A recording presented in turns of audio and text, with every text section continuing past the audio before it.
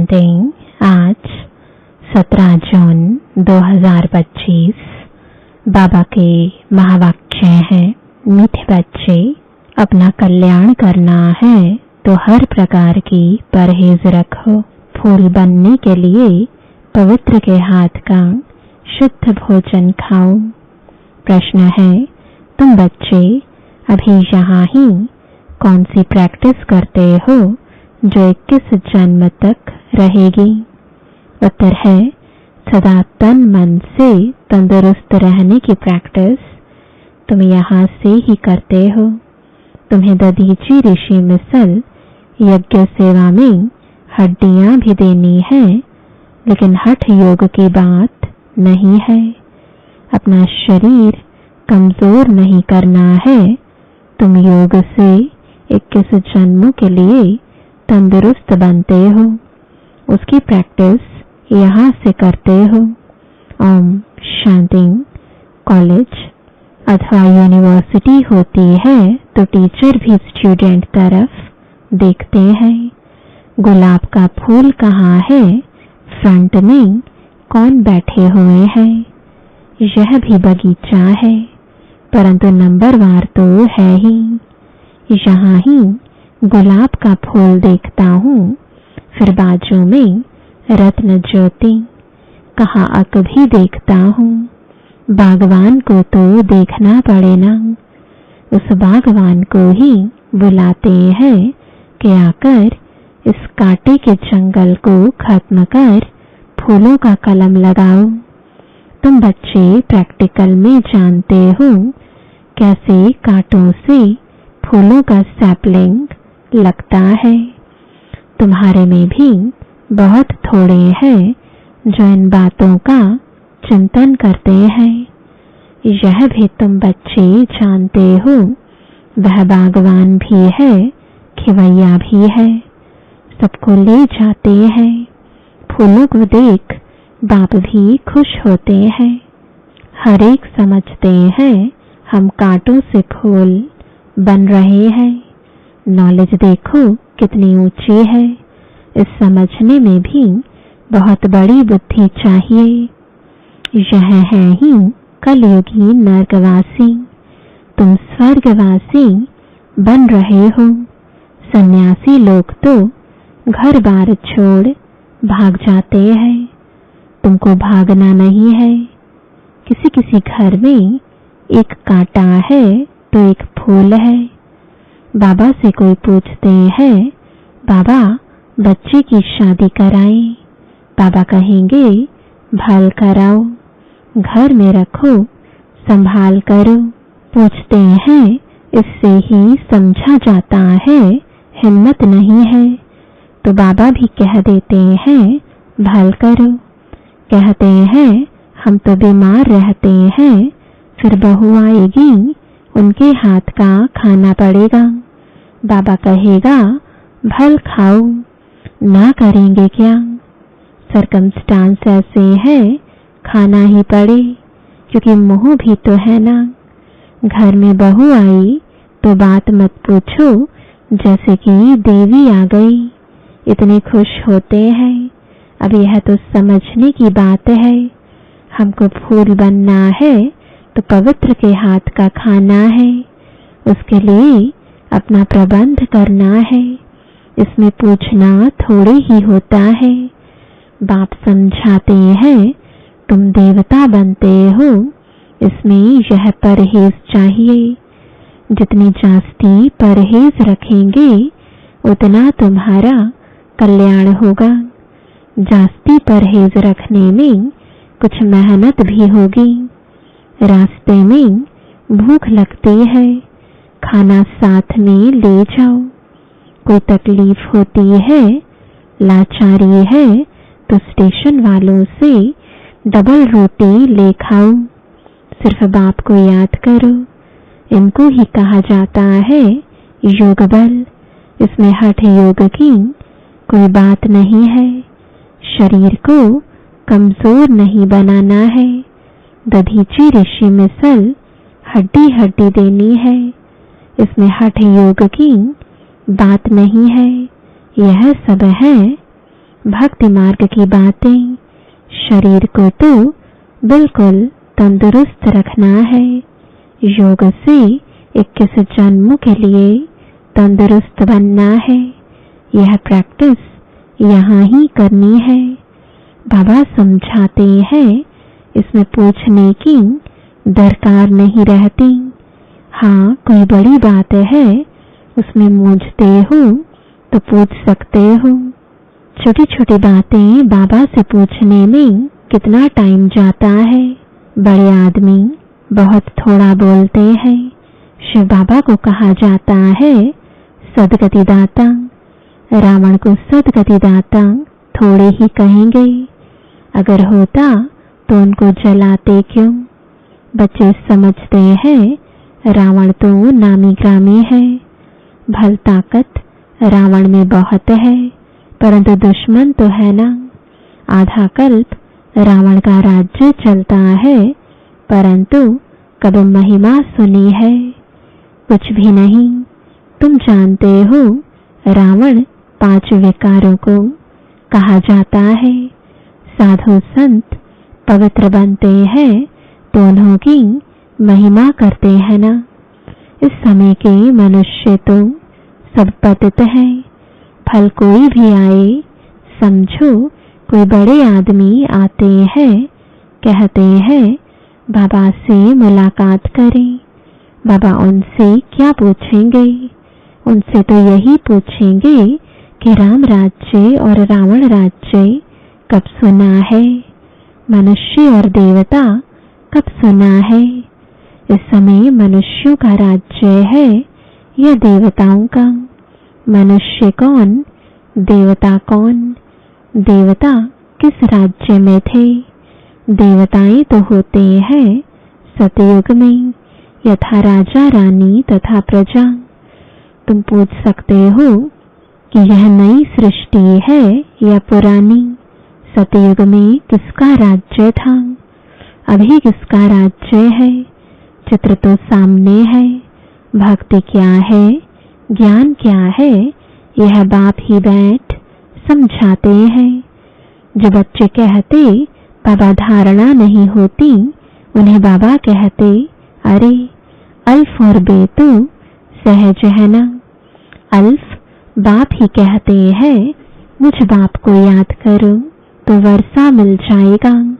भारत में शिव जयंती भी मनाते हैं, परंतु कब भारत में आकर स्वर्ग बनाया? भारत स्वर्ग था यह नहीं जानते हैं, भूल गए हैं। तुम कहेंगे हम भी कुछ नहीं जानते थे कि हम स्वर्ग के मालिक थे। अब बाप द्वारा हम फिर से देवता बन रहे हैं। समझाने वाला मैं ही हूँ। सेकंड में जीवन मुक्ति गाया हुआ है, परंतु इनका भी अर्थ थोड़े ही समझते हैं। सेकंड में तुम स्वर्ग की परियां बनते हो ना। इनको इंद्र सभा भी कहते हैं। वह फिर इंद्र समझते हैं बरसात बरसाने वाले को। अब बरसात बरसाने वालों की कोई सभा लगती है क्या? इंद्रलट, इंद्र सभा क्या क्या सुनाते हैं। आज फिर से यह पुरुषार्थ कर रहे हैं। पढ़ाई है ना, बैरिस्ट्री पढ़ते हैं तो समझते हैं कल हम बैरिस्टर बनेंगे। तुम आज पढ़ते हो, कल शरीर छोड़ राजाई में जाकर जन्म लेंगे। तुम भविष्य के लिए प्रारब्ध पाते हो। यहाँ से पढ़कर जाएंगे, फिर हमारा जन्म सतयुग में होगा। एम ऑब्जेक्ट ही है प्रिंस प्रिंसेस बनने की। राजयोग है ना। कोई कहे बाबा हमारी बुद्धि नहीं खुलती, यह तो तुम्हारी तकदीर ऐसे है, ड्रामा में पार्ट ऐसा है। उसको बाबा चेंज कैसे कर सकते हैं? स्वर्ग का मालिक बनने के लिए तो सब हकदार है, परंतु नंबरवार तो होंगे ना। ऐसे तो नहीं सब बादशाह बन जाएं। कोई कहते ईश्वरीय ताकत है तो सबको बादशाह बना दे, फिर प्रजा कहाँ से आएगी? यह समझ की बात है ना। इन लक्ष्मी नारायण का राज्य था, अभी तो सिर्फ नाम मात्र महाराजा महारानी है। टाइटल भी दे देते हैं, लाख दो देने से राजा रानी का लक़ब मिल जाता है। फिर चाल भी ऐसी रखनी पड़े। अभी तुम बच्चे जानते हो, हम श्रीमत पर अपना राज्य स्थापन कर रहे हैं। वहां तो सब सुंदर गोरे होंगे। इन लक्ष्मी नारायण का राज्य था ना। शास्त्रों में कल्प की आयु लंबी लिख देने से मनुष्य भूल गए हैं। अभी तुम पुरुषार्थ कर रहे हो सांवरे से सुंदर बनने का। अब देवताएं काले होते हैं क्या? श्री कृष्ण को सांवरा, राधे को गोरा दिखाते हैं। अब सुंदर तो दोनों सुंदर होंगे ना। फिर काम चिता पर चढ़ दोनों काले बन जाते हैं। वहां है सुनहरी दुनिया के मालिक, यह है काली दुनिया। तुम बच्चों को एक तो अंदर में खुशी रहनी चाहिए और दैवी गुण भी धारण करने चाहिए। कोई कहते हैं बाबा बीड़ी नहीं छूटती है। बाबा कहेंगे अच्छा बहुत पियो। पूछते हो तो क्या कहेंगे? परहेज में नहीं चलने से गिरोगे। खुद अपनी समझ होनी चाहिए ना। हम देवता बनते हैं तो हमारी चाल चलन खान पान कैसा होना चाहिए? सब कहते हैं हम लक्ष्मी को नारायण को वरेंगे। अच्छा अपने में देखो, ऐसे गुण हैं। हम बीड़ी पीते हैं फिर नारायण बन सकेंगे। नारद की भी कथा है ना। नारद कोई एक तो नहीं है ना, सब मनुष्य भक्त यानी नारद हैं। बाप कहते हैं देवता बनने वाले बच्चे अंतर्मुखी बन अपने आप से बातें करो कि जब हम देवता बनते हैं तो हमारी चलन कैसी होनी चाहिए। हम देवता बनते हैं तो शराब नहीं पी सकते, बीड़ी नहीं पी सकते, विकार में नहीं जा सकते, पतित के हाथ का नहीं खा सकते, नहीं तो अवस्था पर असर हो जाएगा। यह बातें बाप बैठ समझाते हैं। ड्रामा के राज को भी कोई नहीं जानते हैं। यह नाटक है, सब पाठधारी हैं। हम आत्माएं ऊपर से आती हैं। पाठ तो सारी दुनिया के एक्टर्स को बजाना है। सबका अपना अपना पाठ है। कितने पाठधारी हैं, कैसे पाठ बजाते हैं। यह वैरायटी धर्मों का झाड़ है। एक आम के झाड़ को वैरायटी झाड़ नहीं कहेंगे, उसमें तो आम ही होगा। यह मनुष्य सृष्टि का झाड़ तो है, परंतु इनका नाम है वैरायटी धर्मों का झाड़। बीज एक ही है। मनुष्यों की वैरायटी देखो कितनी है, कोई कैसे कोई कैसे। यह बाप बैठ समझाते हैं। मनुष्य तो कुछ नहीं जानते। मनुष्यों को बाप ही पारस बुद्धि बनाते हैं। तुम बच्चे जानते हो इस पुरानी दुनिया में बाकी थोड़े रोज हैं। कल्प पहले मुआफिक सैपलिंग लगती रहती है। अच्छी प्रजा साधारण प्रजा का भी सैपलिंग लगता है। यहाँ ही राजधानी स्थापन हो रही है। बच्चों को हर एक बात में बुद्धि चलानी होती है। ऐसे नहीं मुरली सुनी ना सुनी, यहाँ बैठे भी बुद्धि बाहर भागती रहती है। ऐसे भी है कोई तो सम्मुख मुरली सुनकर बहुत गदगद होते हैं, मुरली के लिए भागते हैं। भगवान पढ़ाते हैं तो ऐसी पढ़ाई छोड़नी थोड़ी ही चाहिए। टेप में एक्यूरेट भरता है, सुनना चाहिए। साहूकार लोग खरीद करेंगे तो गरीब सुनेंगे, कितनों का कल्याण हो जाएगा।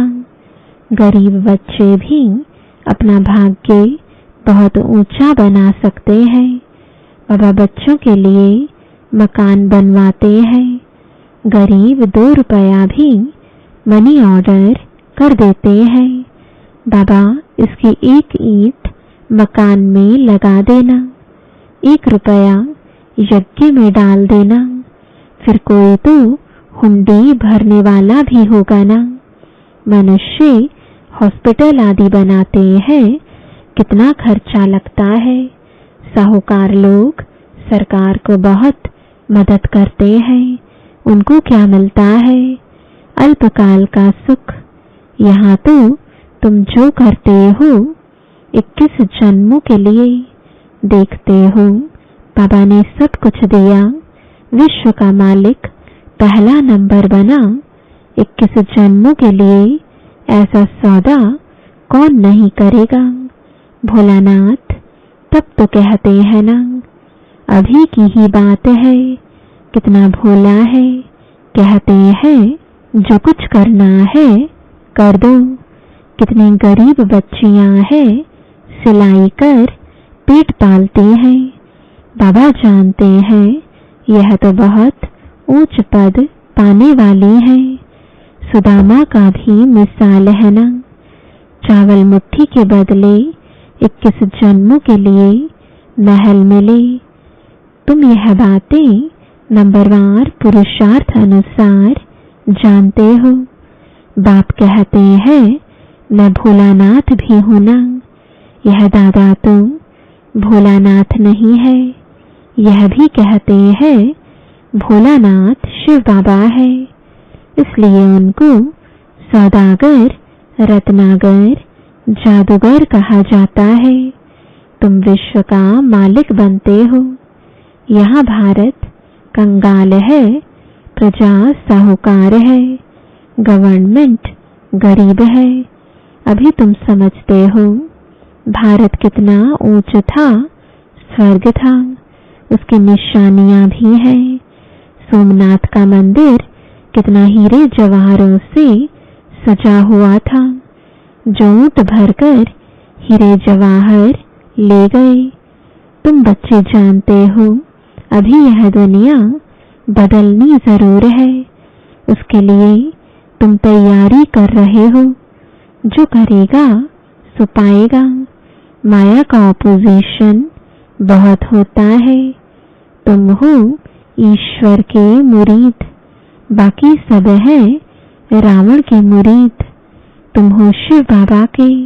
शिव बाबा तुमको वर्षा देते हैं। सिवाय बाप के और कोई बात बुद्धि में नहीं आनी चाहिए। अच्छा, मीठे मीठे सिकिलते बच्चों प्रति माता पिता बाप दादा का याद प्यार और गुड मॉर्निंग। रूहानी बाप की रूहानी बच्चों को नमस्ते। रूहानी बच्चों की रूहानी बाप दादा को गुड मॉर्निंग और नमस्ते। धारणा के लिए मुख्य सार है, पहला, अंतर्मुखी बन अपने आप से बातें करनी है। जबकि हम देवता बनते हैं तो हमारी चलन कैसी है? कोई अशुद्ध खान पान तो नहीं है। दूसरा, अपना भविष्य 21 जन्मों के लिए ऊंचा बनाना है तो सुदामे मिसल जो कुछ है भोलानाथ बाप के हवाले कर दो। पढ़ाई के लिए कोई बहाना ना दो। वरदान है, आदि और अनादि स्वरूप की स्मृति द्वारा अपने निजी स्वधर्म को अपनाने वाले पवित्र और योगी भव। ब्राह्मणों का निजी स्वधर्म पवित्रता है, अपवित्रता परधर्म है। जिस पवित्रता को अपनाना लोग मुश्किल समझते हैं, वह आप बच्चों के लिए अति सहज है, क्योंकि स्मृति आई कि हमारा वास्तविक आत्म स्वरूप सदा पवित्र है। अनादि स्वरूप पवित्र आत्मा है और आदि स्वरूप पवित्र देवता है। अभी का अंतिम जन्म भी पवित्र ब्राह्मण जीवन है। इसलिए पवित्रता ही ब्राह्मण जीवन की पर्सनालिटी है। जो पवित्र है वही योगी है। स्लोगन है, सहज योगी कहकर अलबेलापन नहीं लाओ, शक्ति रूप बनो।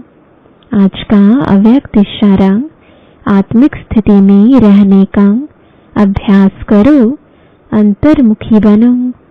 कहा जाता अंतर्मुखी सदा सुखी।